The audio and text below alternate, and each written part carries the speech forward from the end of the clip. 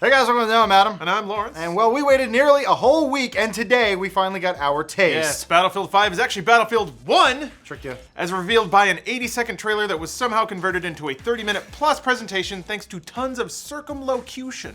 Look it up and feel smart, and when you ace that SAT, tell him Lawrence sent you. He writes big words for that reason alone. So as previously rumored, Battlefield 1 is set in World War I, complete with Zeppelins, horses, and big fuck-off tanks. And that's most of the hard info we got from the game, right? Yeah, most of the debut event consisted of developer interviews and questions from the audience. No gameplay demos or detailed info about the game itself, sadly, but as far as what they did talk about, we'll save you some time and boil all the interesting bits down right now, make a little stew for you. Sure, but first we actually got some release info near the end of the event. Hey, information. Yeah, weird. It's so great. As you expect from an EA game, the launch is a little complicated. Battlefield 1 will release on October 21st, but those that pre-order the, quote, early enlister edition, whatever the hell that is, can start playing on October 18th. In addition, EA Access members will get the Play First trial on Xbox One and PC. They also mentioned earning early access to a coming open beta by becoming a Battlefield insider on Battlefield.com, but didn't mention when that open beta would actually happen. It's just an enticement. That's what they call it. Layers of enticement. Pre-order the pre-order thing, become a thing, give us your user data and your personal info, and maybe we'll let you play the open beta 6 hours Play ago. Battlefield for free. Wait, they got shut down. Yeah. And now onto these slight mentions and teases that really don't amount to much. Take it away, Lawrence. Yeah, boy, they excite the imagination, though. So for starters, Battlefield 1 will take place on more than just the Western Front, yeah. which is something my ignorant ass brought up last week. People were like, oh, do your research. I looked at a Wikipedia page for 5 minutes. What do you expect? DICE mentioned the deserts of Arabia, a location clearly depicted in the trailer. So I'll be looking at more than just muddy trenches. That's good. And on that note, horses. Fucking horses, man. Yeehaw! They hath been confirmed. Sorta. Yeah, well, the trailer clearly shows horses, even if the developers were extremely cagey about horse combat during the reveal event's Q&A. They stated that mounts are new to the franchise, but never specifically said horses were rideable. In fact, the exact quote was, "Yeah, there's something there." Wink, wink, nudge, nudge. Yeah. Maybe they're working on it. I don't know. So we're not sure why DICE wants to be so coy, but sure, you can ride a horse. Yes. Can you shoot from a horse? Can You ride on a horse and somebody in back is like a mounted horse gunner? I'm surprised we care this much about horses. Can you spawn on a horse? It's an equestrian episode here at the Know. It's even slower and more bouncy than a car. Whatever. Other vehicles will of course be included since this is a Battlefield claim. This is a claim. The developers managed to avoid mentioning anything specific. They did that a lot in this presentation. But generically listed scout planes, bombers, light tanks, heavy tanks, and battleships. Yeah, we saw a little bit in that trailer, some Yeah. air combat. Neat, looks fun. Interestingly, they did describe how tank design hadn't yet converged in World War I. Several different countries fielded radically different designs. As such, the vehicles should all behave uniquely. DICE claims you can't learn the controls in one tank and just carry those skills to another. It's pretty interesting. Yeah. Apparently, each vehicle has its own quirks and controls that will require individual mastery, which sounds interesting. It's at least different. I like that. Yeah. They also mentioned that the vehicles are large, specifically citing that there's a tank big enough to carry an entire squad. Cool. Now that's happened in previous battlefields, but typically in the form of like APCs or giant trucks. Now you can have one guy just doing the levers, one hope guy so. loading the tank Clank, shell. clank, clank, That's moving your a thing, job. And then turning you a wrench. die. Yeah. So, I mean, we're just guessing here, but it'd be pretty cool to have a tank crew, like you were saying. Sure. Each of which has an individual task to help the tank move and kill. Ideally, there's to be more involved than just pointing a blowtorch at the floor. Those are some easy points, though. Got some good levels of pointing that blowtorch at the helicopter. The developers also dropped that Battlefield 1 will feature 64-player maps, which is not new for the series, but it's still nice to hear that confirmation. Yeah. They also described something called persistent squads. Apparently, if you squad up with your battle bros, you can move to different servers and maps, but still keep your squad composition. That's fun. Yeah. Knowing how Battlelog has worked in the past, it may not exactly go that way, but a little hope never killed anyone, except for all those soldiers in World War I. Yeah. Maybe I can breathe that. Oh, I can't. No, My lungs are on fire. that's yellow. Don't breathe it, Brad Pitt's brother.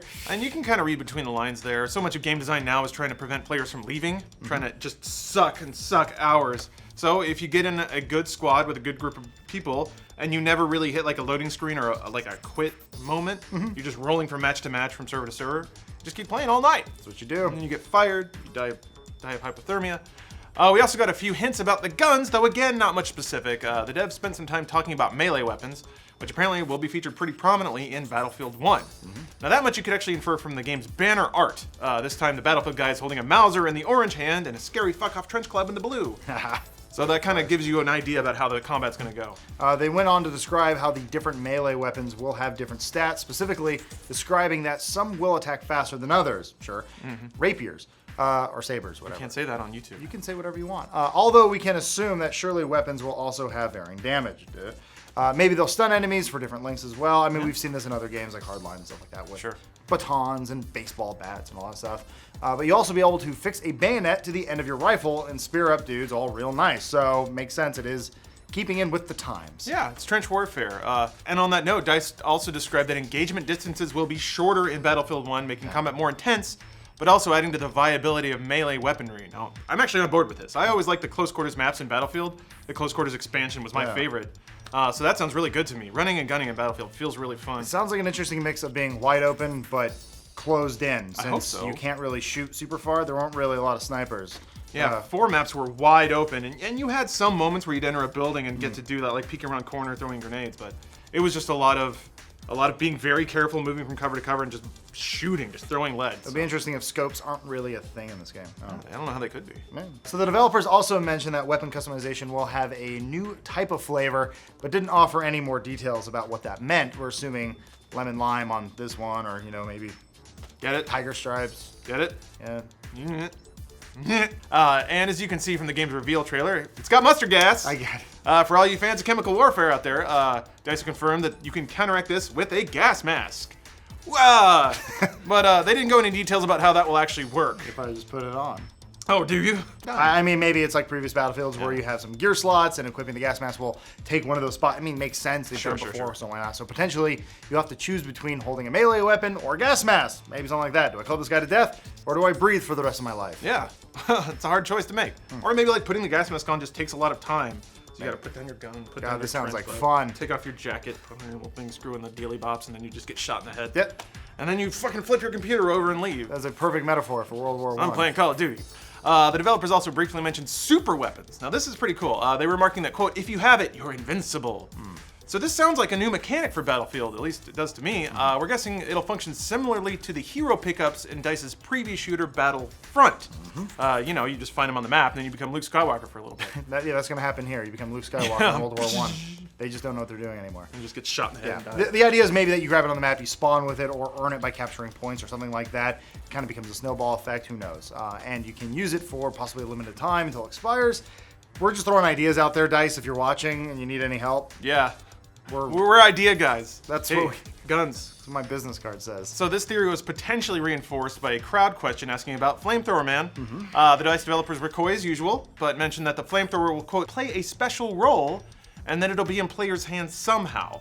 Yeah. So this, to me, sounds like a good fit for this super weapon idea. Maybe you earn a flamethrower and annihilate people for a short span of time until it expires, cackling the whole while, Hank Scorpio style. Yeah, well, there's even a shot in there of a guy who looks like a knight, where he's just covered head to toe in armor, and people are like, why is a medieval guy in here? It's like, it looks like a Wolfenstein man. yeah, I mean, like, bullets are just going to bounce off him, so there's sort of the invincibility thing there. Yeah, maybe you get like super armor. Who knows? But the question we all want to know, what about Levolution? What about Levolution?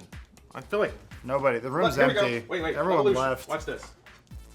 Oh! Bad idea. That was a good idea. Glad that's not the one I bought you. Lord knows it has been a while, but we need to Levolute something, goddammit. No, not Psychonaut.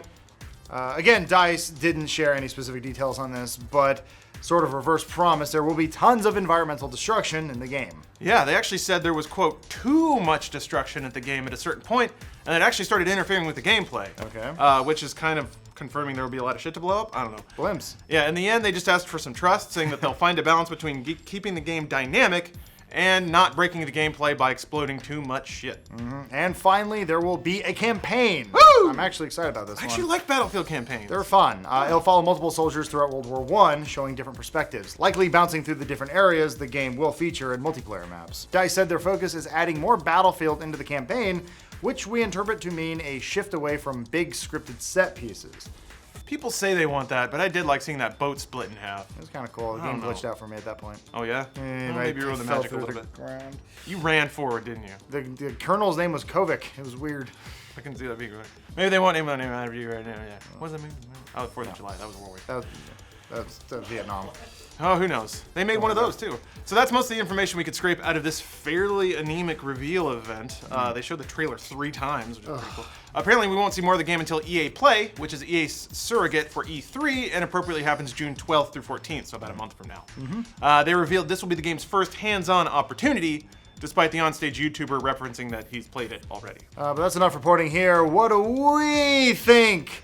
Is this gonna kill Call of Duty, Lawrence? I don't know. Call of Duty's on another plane. People like to compare the two. I think like Battlefield 1, its design, its announcement, its marketing is going to be really smart. I'm down with shorter, potentially smaller maps because I love the run and gun. I'm still going to play Infinite Warfare though. Sure. I just love how dumb those games are. It's so big and dumb. It looks like basketball versus baseball. They're both a sport, sure, but you can't really compare them. No, one has to win.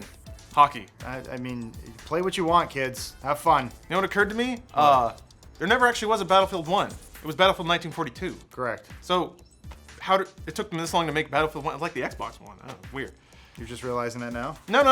It came to me about halfway through. Yeah. I don't know. It's interesting. Like it's one of those things. The market is so crowded now. You have to pull weird tricks like this just to get people's attention for a little bit.